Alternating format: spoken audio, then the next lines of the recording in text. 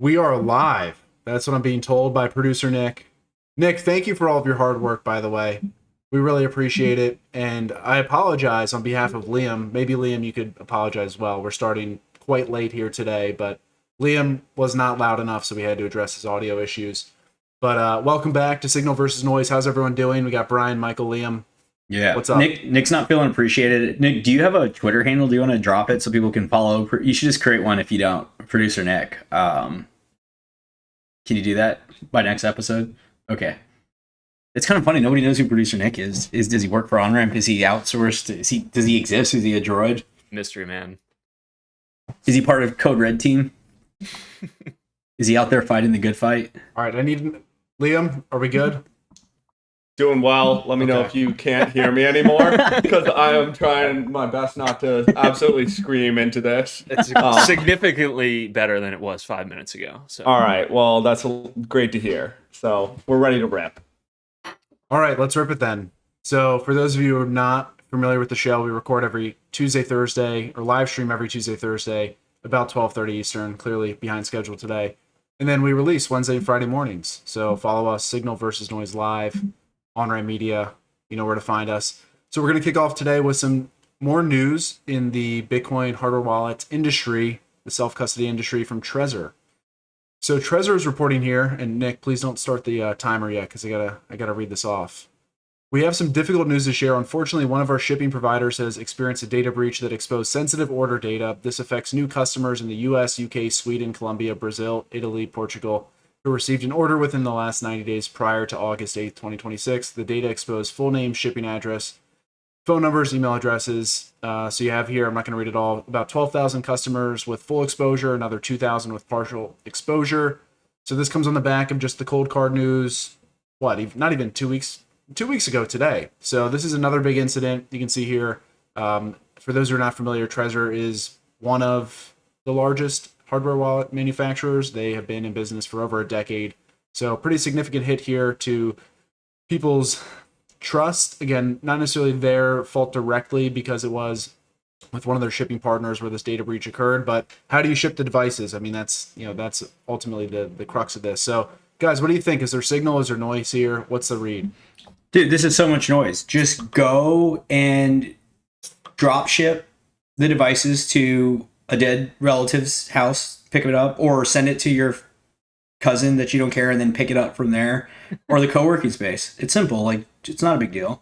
No, in all seriousness, that's what the answer is for everybody. It's like, just go pick up the BitKey at Best Buy and you'll never get doxxed. Don't worry about your credit card and all that.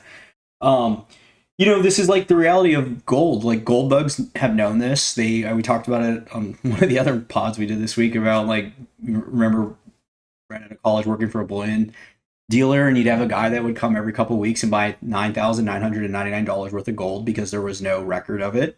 And that's rational, but it's also not scalable. There's people are not doing that. It's not commercially viable. And you could say, like, suck it up and go figure it out. But, like, is that really right? I think that's been the biggest shock of the cold card stuff, is the lack of empathy around, like, how are just normal people supposed to escape inflation if they have to go and do these, like, insane things. And this is real. We covered it in Paris. There was a family that is continuing to get attacked because they live in a former crypto millionaire's house. And so he was doxxed some way. And so people just keep robbing or doing whatever they're doing to his Paris household with his family because of this. And so I think the big thing here is why we've been so adamant about post cold card is people are missing the forest through the trees. It's not roll more dice. It's not add more keys. It's like the market structure has to change where it's not known that everyone that holds a bunch of Bitcoin just holds it on their person or around their family. Yeah, I mean, this is particularly brutal just in terms of, like, the timing, right? Like, any orders within the past 90 days, which obviously includes the last few weeks where people were buying Trezors because they were moving off of cold cards and now they're leaked. But I would agree with you in the sense of, like, it is noise because we've seen this countless times with hardware wallets, or even just, like, on the Coinbase side of, like, customer or client lists that are leaked on the dark web, bought by social engineers and used to attack that way. Like, this is we've seen this time and time again, and we'll see it time and time again into the future. So, like, in that sense, it's just like another data point and kind of noisy in like the grand scheme of, like you said, like broken market structure. Like how can you expect someone to have, faith and confidence to hold an asset in self custody for 30 to 50 years if they know at some point like data is going to be leaked, and people are going to be able to triangulate and sleuth that they own Bitcoin, where they live, and you can just deal with that and put up with that like risk, but like who actually wants that burden over their head is the real fundamental question that people need to grapple with. Yeah, I think this is a ton of signal, just because it's happened again and again. There's really no way to avoid it. And it's happening kind of on both sides of the supply chain. I think with AI, there will be more and more hacks. Some of them disclosed, some of them they won't even necessarily know. And it's going to happen from both sides. One, the supply chain attack, like what happened with the pagers over in like a few years back, about like how they got them to explode. And not saying that it's going to be the same thing, but there's going to be issues with parts manufacturers that can either reduce entropy or actually just be able to track what's on your device, etc. And on the other side, the data will continue to be leaked from shipping partners, because understandably they can't control the full stack, including shipping. And so the solution is always just reduce single point of failure, and really just I don't know what else other than just like not keep it on your person, because I don't think any of us want to die or have our families get like kidnapped over a trade.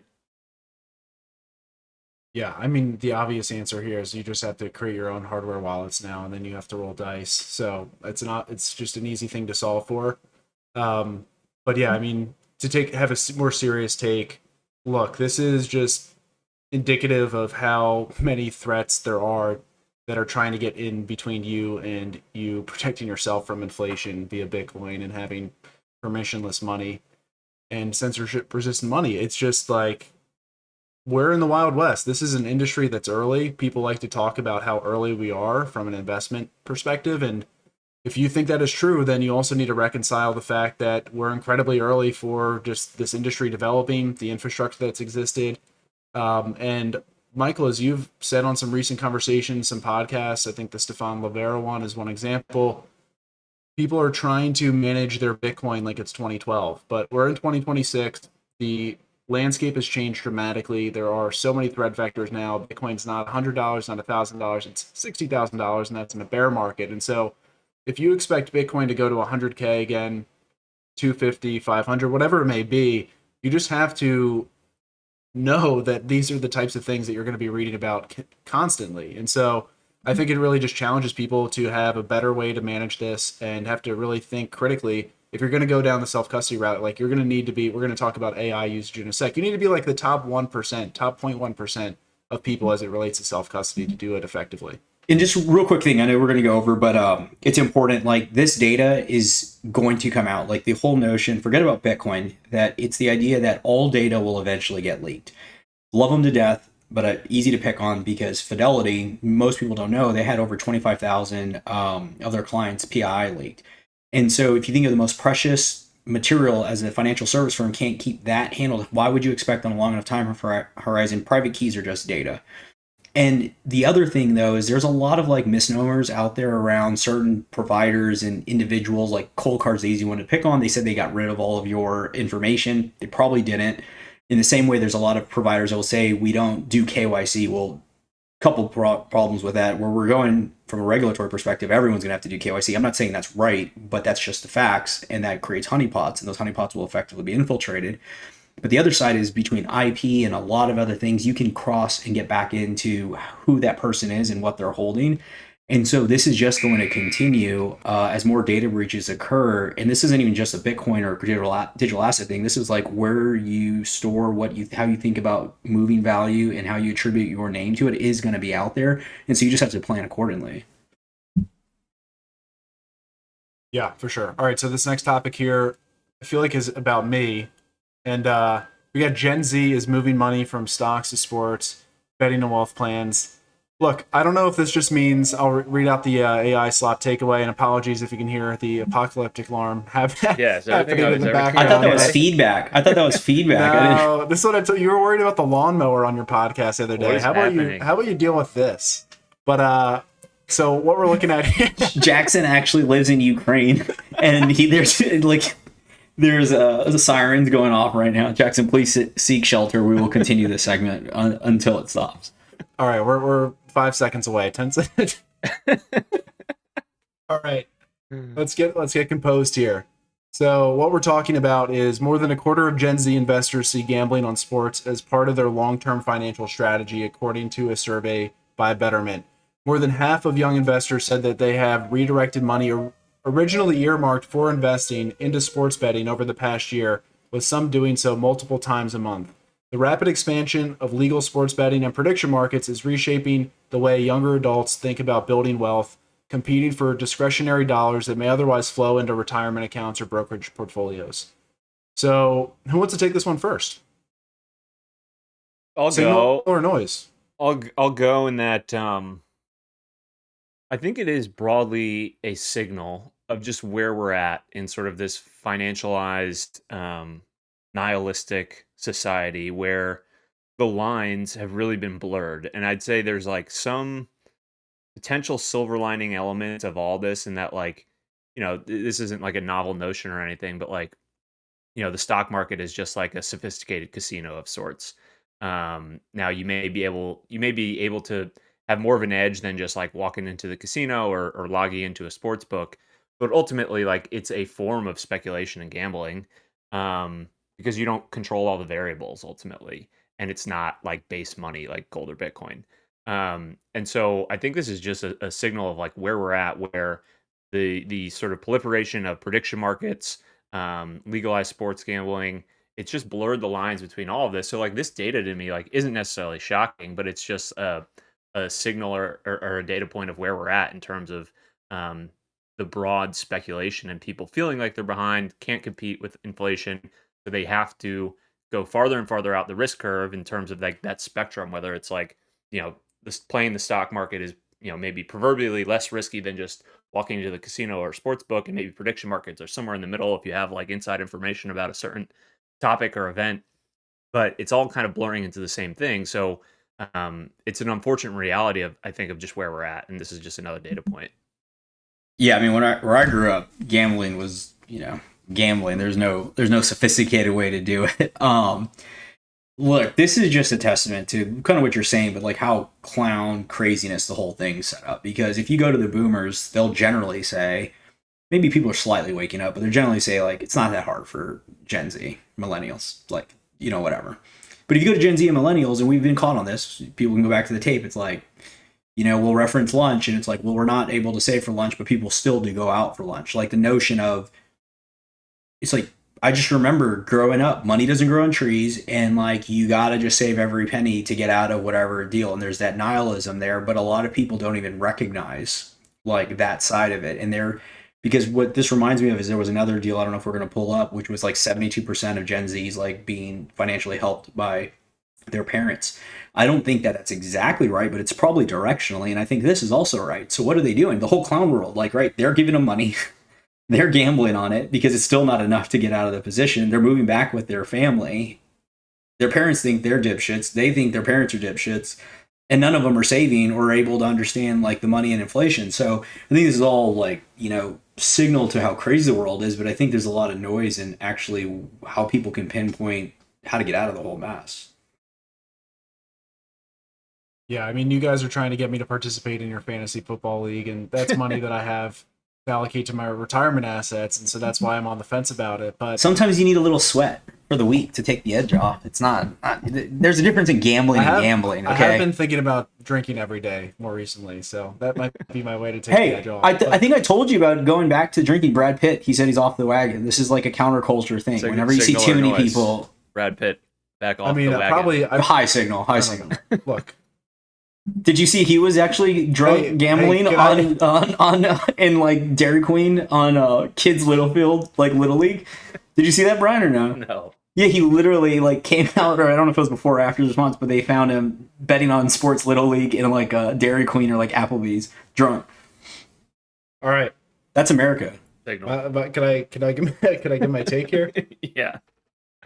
Dude, Big Mike's he's in a good mood today. That's nice to see. I know some days are hard, Michael. It's all right. Well, Jackson's worked for more than a few hours today, so it's exciting to just be in a spot that we have people helping me and Brian try to figure this shit out. Wow. All right. Well, look, I think the main point here is that a lot of the lines have been blurred already. So the data is not surprising because at the end of the day, everything is gamified, right? So Brian, you talked about the stock market. Some people may say, well, the stock market's not gambling. There's merits to both sides of that argument, but you could objectively look at probably the past 10 years of technology, and the direction it's gone is mimetic, right? So you have meme coins, you have meme stocks, you have prediction markets. Like the line of like what you do with your discretionary income is really blurred. It's virtually the same thing, gambling and investing for many people. And so I'm not surprised to see this, although the numbers are pretty crazy. Like if you're on the stream here, you're seeing that if you compare the boomers to the Gen Z in terms of the, people who treat sports betting as a deliberate part of their long-term financial strategy, totally different ballparks of percentage, like 52% of people in Gen Z. So yeah, sign of our times, financial nihilism, and just like, I think people, these lines have been blurred for a while now, and so it's just hard to figure out what you're going to do if you don't think you can get ahead, buy a house, have a family, etc. Yeah, 100% agreed. And even just to build off of that point, I think that another aspect too is that there continues to be the kind of helping of people through either parents or the government, and rather than people really taking self-responsibility for their situation and trying to help themselves get out of it, there are a lot of handouts, and when they don't necessarily feel completely like they're responsible for their situation, either because of blaming boomers, and that's why 70% something percent of people rely on their parents, or the aspect of just the government handouts. I think that there continually will be a increase in prediction markets and using agents and trying to trade all of these in order to get out of that hole that they're in.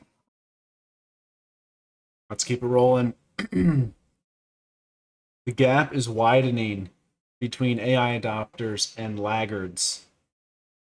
I would love to know in the comments who here is an adopter, who here is a laggard. Brian proved today or this week that he's an adopter. He put together a very nice landing page for the insurance product. So good job, Brian. I thought maybe you were a laggard, but you're clearly an adopter. So what we're calling out here is that firms that ranked in the top 10% of AI usage in June consumed 8.3x times as many output tokens per user compared with companies in the middle of the pack. In January, the top firms utilized 2.6 times the median. So point being, if you're in the top 10%, you've essentially 4x'd the amount of tokens that you've been using in less than a year. This is interesting because probably 6 months ago, a lot of these big companies were incentivizing token maxing. I think some companies were ranking their employees based on the number of tokens that they were using. I think we've got a little bit away from that because it's like, well, we don't want to just light money on fire for the sake of it, just to have some sort of like vanity metric that we produce as a company. But there's a lot that we could talk about here. Clearly, there's a very large divergence in people who are using this versus people who have literally no idea what they're doing. And so curious what you guys make of it. Is it signal? Is it noise? Is it widening? Is it shrinking? What's the deal here?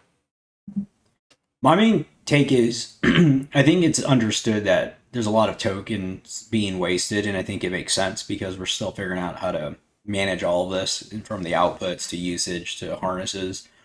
But I think independent of even if the businesses are successful or not, we have to remember there's humans using it, and those humans are learning. And so when you think about firms, even here, but other firms, the more usage in anything in life, you're just getting better skill set that you can take, whether it's at the org or somewhere else. And I think that's the biggest thing that I've been thinking about as AI continues to accelerate, is it just compounds for the individuals that continue to leverage it, and then that gap is widening. And my fear is it's going to accelerate, and it is accelerating so fast that that gap widens and it doesn't come back, because ultimately you're starting off on a lower base and there's just not going to necessarily be enough roles. Obviously it's longer, but you can just see like where this is going. And these are a lot of the labs are going from the coding to research to robotics. And we joke and be like, well, there'll be somebody to like do X, but eventually there's gonna be a robot to do it. Like that's where this is going. If anyone doesn't believe it, like you got to just do quick research. So I just think that it's kind of like, it's scary in that sense. Yeah, I mean, this is definite signal to me. Like you said, Michael, like there's obviously inefficiencies with token maxing per se, but you only get to the other side of becoming more efficient if you are using the tools, trying to get the most out of them. And even if you're inefficient today, the way you work towards efficiency is by just trying to do more.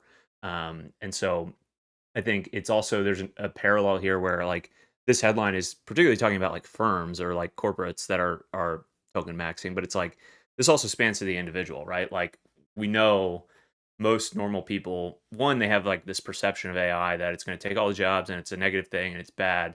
And then there's also this other perception that like it's actually not good because people, heard about all the hallucinations like a year ago and they're like, oh, these tools don't even work. Like they can't do math. And it's just like, that's just fundamentally not true. Like if you're using the latest models and like, you're getting the most out of the tools, that they're extremely powerful. And so there's just this big gap in just like the perception of the tools, the ability for someone to use them. And so like this gap doesn't just apply to corporate sphere. It also applies to like individuals who, if you're just using it as like a replacement for Google, like you're not necessarily getting the most out of it. And so your perception of it is going to be totally different than someone's like who's leaning in heavily and getting the most out of them. Yeah, 100%. I'm going to go with this as signal as well. It's the closest analogy I can think is if an Olympian like trained 8.3 times as much as the median player, like they'd obviously be better, like bar none, even if they're not necessarily training 100% correct right now, they'll be able to learn how to get feedback from what they're doing and adjust accordingly. I think that there is a real lack of, like self-starterness by many of the people out there, and those folks who are already 8.3 times ahead are going to pull further ahead as they understand how to better use the tools over time than the folks who aren't. And this is just almost a continuation of the K-shaped economy applied to not just people but also businesses. Yeah, I mean, I don't have all that much to add beyond what you guys have said already. I think if you don't want to live at your parents' house and just put all of your savings into sports gambling, then you probably have to learn these things if you have a long career ahead of you. So you're better off getting ahead of it. You're still early, even if it may not feel like that. I know there's a lot of LARPing that happens on X in particular. You have a lot of content creators that create a lot of content about how productive they are with AI. Stop watching the content, just start using it. The best thing you could do is just like think about what you do day to day, where the gaps are, what takes a lot of time, what is a huge pain in the ass, and start from there. So yeah, just do it. I don't know what else to say on that topic. Let's get some time back, move over to the next topic here.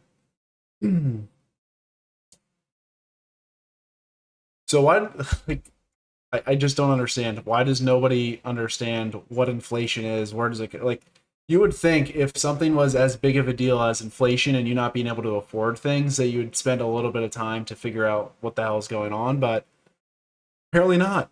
So this is from Bloomberg, why the hardest part of fighting inflation is still to come.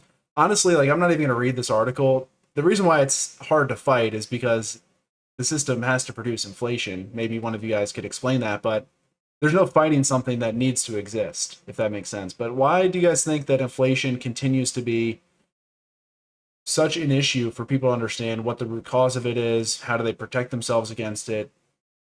What's the deal here?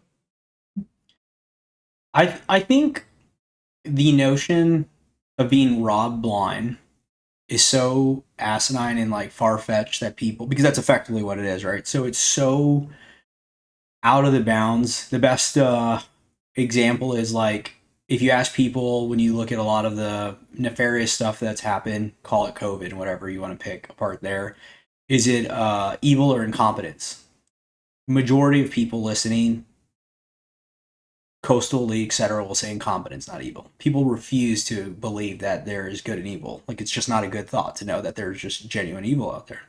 And it's the exact same thing here. It's a lot easier to come up with boogeymen around inflation because of X, Y, this is the rate, all the different ways in your mind to reconcile that you're just getting robbed blind. And that's why this is an article, and that's why people mess around with the numbers and what it is. And what comes to mind is, is visiting with family, and I haven't gone to a grocery store specifically, haven't bought like sodas. But remember when like a 12 pack used to be $2.99 for like Coke, Sprite, whatever? It's $9.99 now for sodas. It was like, it was just shocking, and they're like, yeah, like it's crazy. And it's like liquor hasn't even gone up that much compared to like just soda, the thing that you're buying to kill you, which is another conversation. And so, yeah, man, I think like that's the thing. It's a conversation, and people argue and talk about it and prognosticate and pontificate on why it exists and what it is. It's like that's a different conversation on why it will persist and only accelerate. But it's just the point that nobody wants to have the discussion that you're just getting robbed blind by the government.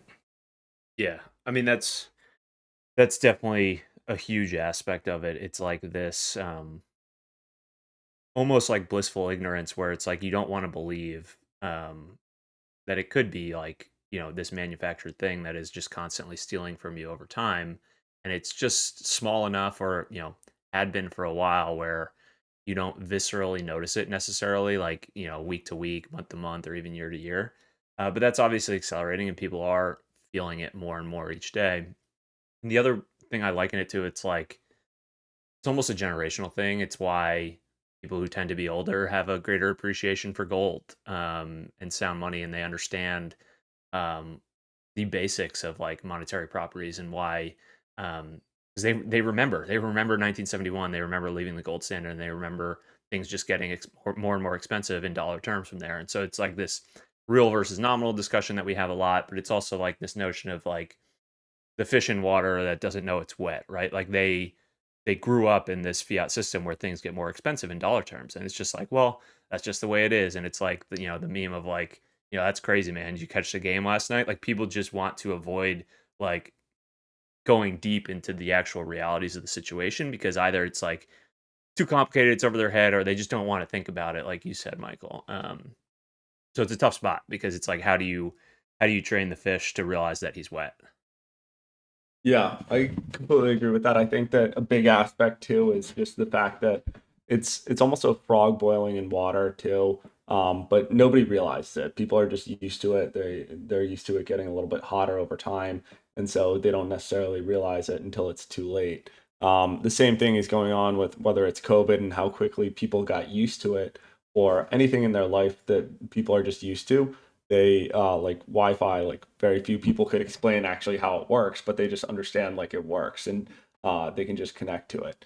I think that the same thing is happening with inflation. Almost nobody discusses it after 2021. They've just accepted that, it's a little bit higher than 2% right now, but it's not really anybody's issue, unless there are folks who make it political and about either Iran or whatever else there is out there. And so I think it's just going to be an issue for people who don't necessarily really think from first principles, but are just either don't have the time, energy, or really curiosity to understand what's going on. Yeah, this part of it is, I think, particularly disheartening, because you could be top 1%, top 10% token maxer, and you could have a nice cushy job, but if you actually measure your earnings in gold compared to where people have historically earned wages, you're kind of poor, and you don't want to admit it, and you're getting robbed blind, like Michael said. This here says the bottom line is that in terms of gold, wages have fallen by about 87%. To get a stronger sense of what that means, consider back in 1965, the minimum wage was 71 ounces of gold per year. In 2011, the senior engineer earned the equivalent of 63 ounces in gold. And this is a kind of peak software, right? Or getting into peak software. So those were good earnings as well. So measured in gold, we see the senior engineer now earns less than unskilled laborers earned back in 1965. Just crazy stuff. Like, what are we even doing here, man? Why are we even doing this show right now?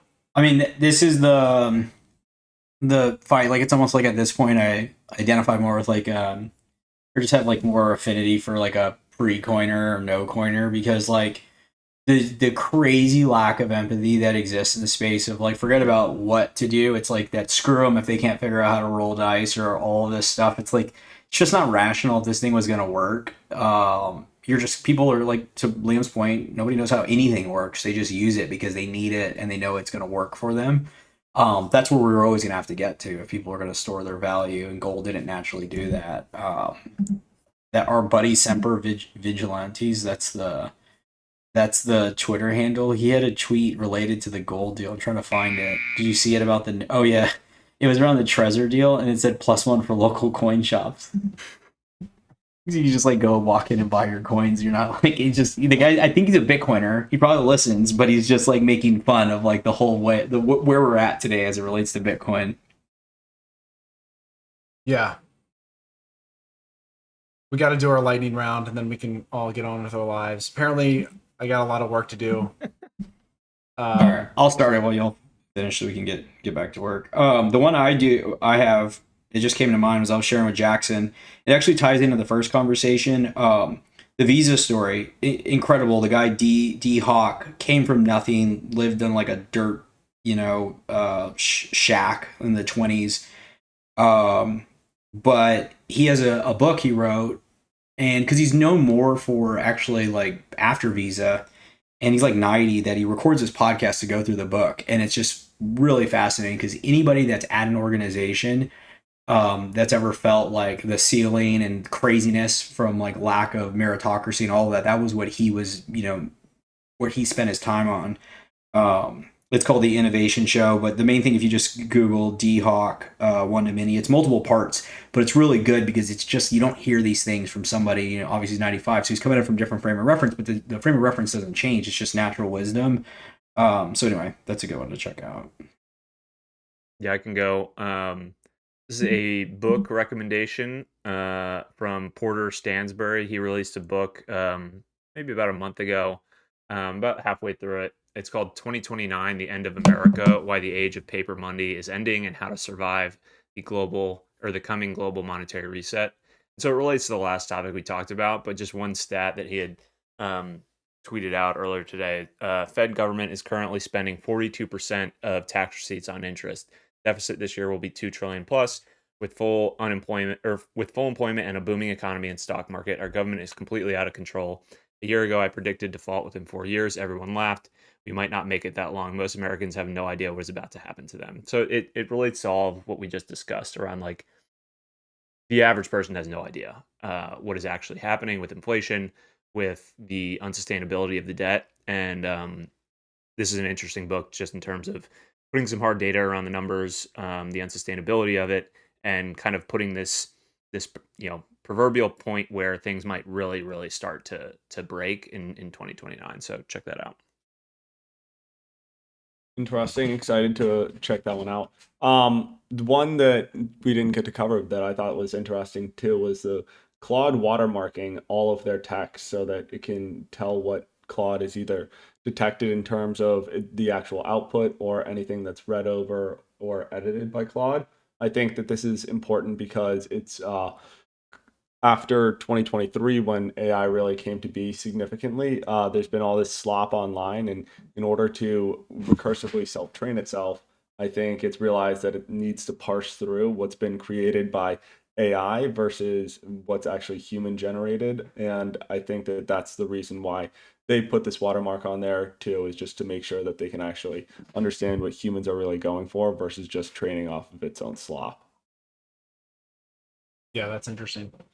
I don't have a lightning round this week or today. I was shamed on Tuesday, so I'm not contributing today. But I will say, if you enjoyed today's episode or weren't able to tune in for all of it, this will be published tomorrow morning, Friday, and then you can follow us on X, on Ram Media, on YouTube, Signal versus Noise Live. We'll see you on Tuesday. We'll see what happens over the weekend. Maybe some crazy shit will happen. We'll see. Maybe nothing will happen at all. But we'll find out on Tuesday. Thanks, all right. guys. We'll see ya. Thanks, Good stuff, everyone. guys.